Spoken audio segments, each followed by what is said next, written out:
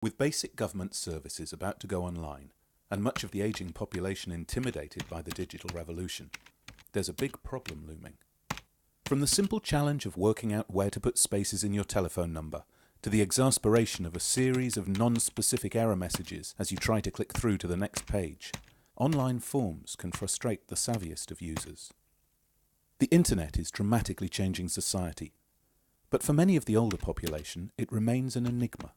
But without the ability to use it in the future, many of these people's lives will change for the worse, with increasing isolation, unpaid bills, and diminished access to essential services. Invalid, it says, and I'm thinking, well, what have I done? That's my telephone number. What do I do? It doesn't say it's invalid, put it in one line altogether. So it took me ages to work that out. You need a simple system online that any bloody fool can use. You need a BF computer, and you need it so that whatever the change, Susan mentioned having an instruction manual, a simple instruction manual. So it needs to be simplified and guided through at every stage, at every page. And this would actually cut down the time you needed to spend on the computer. Yeah. And also not threaten the blood pressure.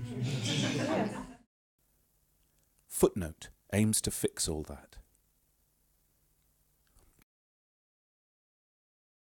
By using a wiki database, Footnote allows you to write notes for web pages, which can be seen and edited by other Footnote users, sharing specific problems attached to specific pages. Simple tips, recommendations, warnings, and advice can be passed between a global community of users, building up an online, universal resource of user-friendly help and advice. In this way, Footnote retrofits the internet with an online instruction manual. So this is how it works. You can access Footnote through a website and an easily downloadable browser toolbar. The website is open to everyone, and provides the same information as the toolbar, allowing the users to search for websites and read users' footnotes.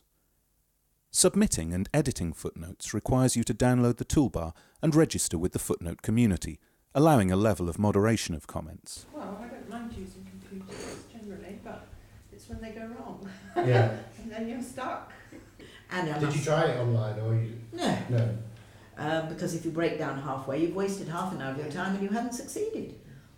Because invariably you come across something you don't understand. But what I would really like is to have a grandchild sitting next to me a lot of the time to sort out any problems that I have. The toolbar plugs into your internet browser and connects you directly to the Footnote database.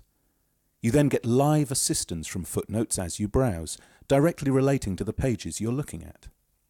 The Footnote toolbar's features range from highlighting points of interest on the page through to detailed explanations of how to navigate and use a website. Footnotes can be read on screen alongside other pages, or you can print out a paper version. The customizable toolbar allows you to tailor the features of Footnote to suit your needs, whether that means adding audio prompts if you're visually impaired, or adjusting the prominence of Footnote as you browse. For ease of use, the top level of information and control available on the toolbar is limited, although more experienced users can turn different functions on and off and can customize the look of their toolbar. The scope and range of functions that Footnote could offer is considerable, from highlighting and instructional uses through to user ratings for page usability, links, and warnings about any potential dangers associated with a page or site. Footnote is free, with revenue generated by a business-facing service. This will offer different levels of access to the information gathered from Footnote toolbar users.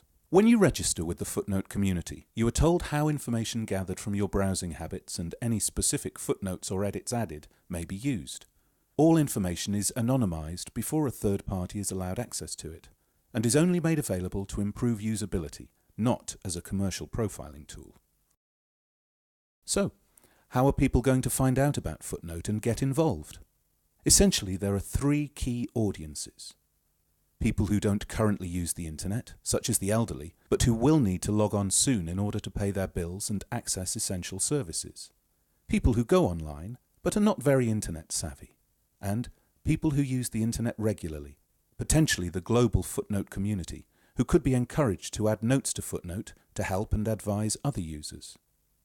A multimedia promotional campaign will reach out to the older generation using language and situations familiar to them.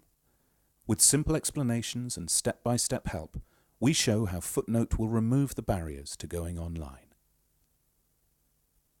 The second tier of advertisements are targeted at people who regularly log on and are familiar with some internet jargon. And finally, a campaign aimed at regular internet users, encouraging them to contribute their advice, warnings, recommendations and help, and be part of the Footnote community.